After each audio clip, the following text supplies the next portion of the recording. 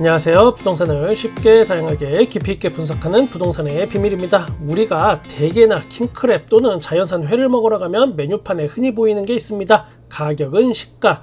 물론 표준어는 이게 시가이지만 대부분 메뉴판에는 시가로 표시되어 있긴 합니다. 이제는 아파트 공사비도 시가라고 봐야겠습니다. 계약서에 아무리 도장 꽝꽝 찍고 사인해도 공사비 올려줘야 하는 그런 상황은 앞으로 계속 이어질 것 같습니다. 일기 신도시 재건축도 결국은 그렇게 흘러가겠죠. 킹크랩도 아닌데 시가가 돼버린 조합원 분담금으로 오늘 이야기 시작합니다. 지난 영상에 서울의 성북구에 위치한 장위 자이 레디언트 그리고 강북구에 위치한 북서울 자이 폴라리스의 지속적인 공사비 인상을 이야기했었습니다. 오늘은 서울 청약시장의 뜨거운 감자였던 이문 3구역 이문 아이파크 자이 이야기해보겠습니다. 이름에서 알 수 있듯이 HDC 현대산업개발하고 GS건설이 컨소시엄 형태로 진행되는 걸 알 수 있습니다. 역시나 공사비 인상이 두세 차례 있었는데 히스토리를 간단히 살펴보면 2021년도에 현대건설의 도급액은 5,095억이었습니다. 같은 기간 GS건설은 4,497억부터 시작을 합니다. 둘이 합쳐서 9,592억으로 시작한 아파트 시공입니다. 2021년 8월달에 GS건설이 4,703억으로 늘어났고 2022년 5월달에 4,723억으로 또 늘었습니다. 같은 기간 현대산업개발도 5,117억으로 늘어났었습니다. 그리고 가장 최근인 2024년 5월달에 GS건설이 4,940억으로 총 10%가 늘어났고 HDC 현사는 6,287억으로 늘어나서 최초 도급액 대비해서 이건 또 23%가 늘어났습니다. 짧은 기간 공사를 하는 와중에 계속 오르는 걸 우리가 확인할 수 있습니다. 시공사 관계자의 이야기는 첫 번째 설계 변경에 따른 요인이 가장 크다라고 했고 그 다음은 원자재 가격의 상승을 이야기했습니다.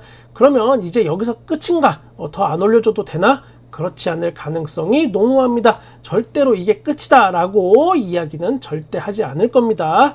이런 선례들이 남아서 이제 전국의 재건축, 재개발 현장에 들불처럼 번져나갈 걸로 예상이 되긴 합니다. 뭐든 처음 한두 번이 어렵지 그 다음은 또 굉장히 해볼만 하죠. 아무튼 이문 아이파크 자이는 조합원 총회에서 잘 통과된 것 같으니까 큰 분쟁은 없이 진행되는 것으로 생각이 됩니다. 이 바닥 짬밥 좀 먹어본 제가 몇 가지 이야기를 좀 드리자면 우리가 모델하우스 아니면 분양 홍보관 이런 곳에 가죠. 구경하러, 집 구경하러. 아마 구독자 여러분들도 몇 번은 가보셨을 겁니다. 그곳의 특징 중에 하나가 바로 내부 사진 촬영 금지입니다. 나 이거 아파트 분양 받을 건데 왜 사진도 못 찍게 하지? 이거 사진을 보면서 집에 가서 다른 식구들이랑 이거 얘기도 좀 하고 가구 배치도 좀 생각해보고 작은 방은 또 누가 쓰게 되고 세탁기랑 건조기 위치는 어떻게 잡고 모델하우스처럼 꾸미려면 이거 돈이 얼마 들어가는지 예산도 뽑아봐야 하는데 이렇게 생각을 했었는데 사진을 못 찍게 하니까 대체 왜 안 된다는 거지 하고 한 번쯤은 생각해 보셨을 겁니다. 표면상 이유는 다양하지만 기본적으로 나중에 분쟁의 소지가 생길 걸 방지하기 위해서 그러는 겁니다. 모델하우스는 일단 풀옵션의 최고 좋은 자재로 마감을 해 놓습니다. 아무래도 삐까뻔쩍 해야 잘 팔리겠죠. 물론 일부 부도덕한 곳은 실제 아파트를 모델하우스와 전혀 다른 자재로 마감을 하기도 합니다. 그래서 아예 분쟁 자체를 없애기 위해서 촬영을 또 못하게 막는 겁니다.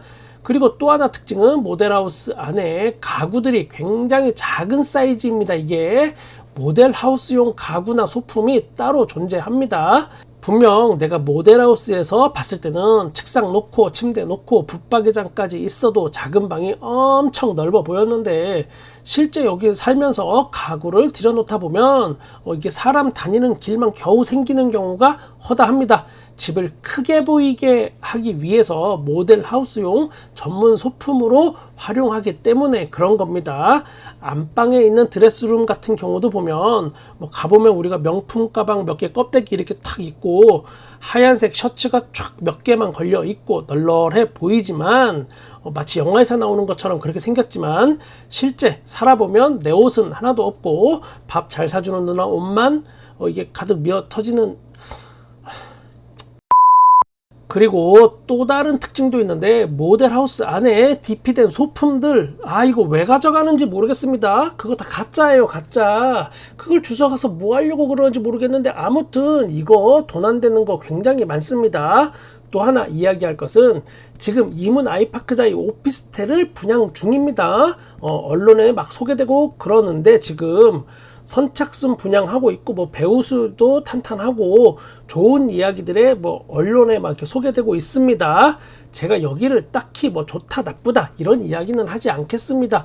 간혹 저에게 부동산 투자로 이런 거 어떠냐, 또 노후 대비 재테크로 이런 거 사면 어떠냐 라고 묻는 분들이 계셔서 몇 가지 부동산의 비밀을 말씀드리겠습니다.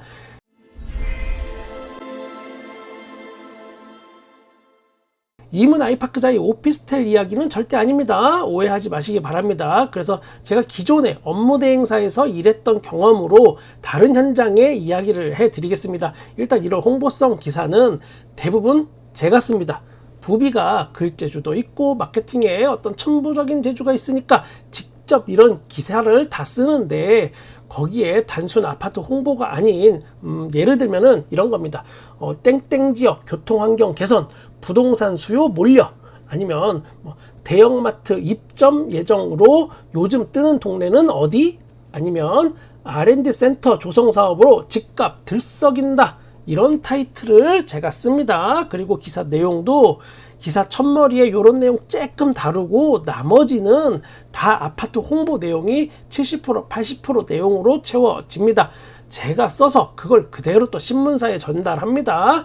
그러면 신문사가 알아서 또 그걸 올려줍니다. 특히 지역신문이나 중소신문사 요런 데 노립니다. 인터넷 신문사. 그렇게 홍보성 뉴스 몇 개 뜨고 나면 그걸 다 인터넷에서 볼 수 있고 그걸 또 다 크게 출력해서 모델하우스에 떡하니 대문짝만하게 걸어 놓는 겁니다. 그러면 여러분들이 와서 그 기사 보는 거예요. 그러면 사람들이 이제 혹 하겠죠. 그런데 진짜 문제는 뭐냐, 그 자체가 문제가 아니라 그 안에 내용들, 예를 들어서 대형마트나 멀티플렉스 극장이 뭐 입점한다 여기에, 아니면 이 주변에, 이런 거 그냥 예정입니다. 예정은 예정일 뿐이다. 즉 나중에 입점 안 하는 경우도 굉장히 많은데 그렇다고 해서 누가 누구에게 책임을 물을 수 없습니다.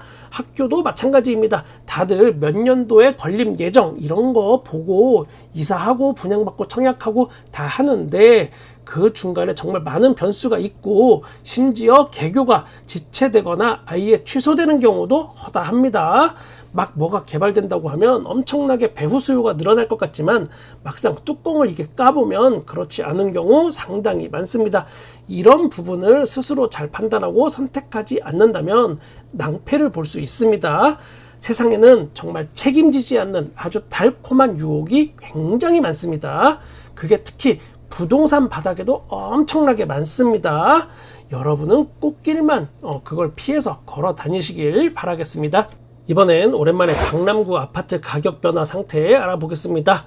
도곡동 도곡 삼성 레미안 아파트 35평이 최근에 18억 3,200만 원에 거래가 됐습니다. 여기는 732세대고 2001년 아파트입니다. 그러니까 매봉 터널 바로 앞에 있는 그 아파트 맞습니다. 주변에 세브란스 병원도 있고 롯데백화점 강남점도 있습니다. 또 중대부고 숙명여고 좋은 학교와 딱 붙어 있기도 합니다. 도곡역까지 매우 가까운 더블역세권, 그리고 결정적으로 대치동 학원가까지 이게 도보로 이동이 가능한 그런 아파트입니다. 지난 최고가는 여기가 26억 5천만 원이었으며 최근 거래 가격은 마이너스 8억 2천만 원 하락한 금액에 거래된 겁니다. 하락률은 마이너스 30%입니다. 다음 청담동 진흥아파트 가보겠습니다. 33평이 여기 최근에 20억에 거래가 됐습니다. 375세대이고 1984년 아파트입니다. 여기는 소규모이고 연식이 있다 보니까 생활하는데 조금 불편함이 있을 걸로 알려져 있지만 뭐 그렇게 예상이 되지만 어쨌든 입지가 깡패다라는 걸 전적으로 보여주는 곳이긴 합니다. 바로 앞에 청담역 7호선이 있고 초역세권이고 거기에 주변에 또 경기고등학교도 있습니다. 그리고 또 봉은사, 코엑스, 한강 등이 다 도보권 안에 있다 이렇게 보시면 됩니다. 지난 최고가는 25억 6천만 원이었고 지금은 최고가 대비해서 5억 6천만 원 하락했습니다. 하락률은 마이너스 21%. 세곡동 세곡 푸르지오 34평이 최근에 13억 4천만 원에 거래가 됐습니다. 912세대고 2012년 아파트입니다. 여기는 뭐 역세권이 아니라서 대중교통은 불편할 수 있지만 그 외 자차로 이동하기에는 좀 편리한 부분이 있습니다. 이 동네는 어쨌든 그 나름대로의 분위기 뭐 이런 게 있긴 합니다. 강남의 마지막 개발이라고 했던 곳인데 이 이후에 또 어떤 일들이 앞으로 일어날지 그건 두고 봐야겠습니다. 요즘에 워낙 상식을 깨는 일들이 많이 벌어지다 보니까 무슨 일이 꼭 터질 것만 같은 그런 느낌이 듭니다. 수서역까지는 여기가 2km가 넘습니다. 지난 최고가는 17억 5천만 원이었으며 지금은 최고가 대비해서 4억 1천만 원 하락한 금액입니다. 하락률은 마이너스 23%. 자, 수서동 수서까치마을 아파트 17평이 최근에 9억 4,500만 원에 거래됐습니다. 1403세대이고 1993년 아파트입니다.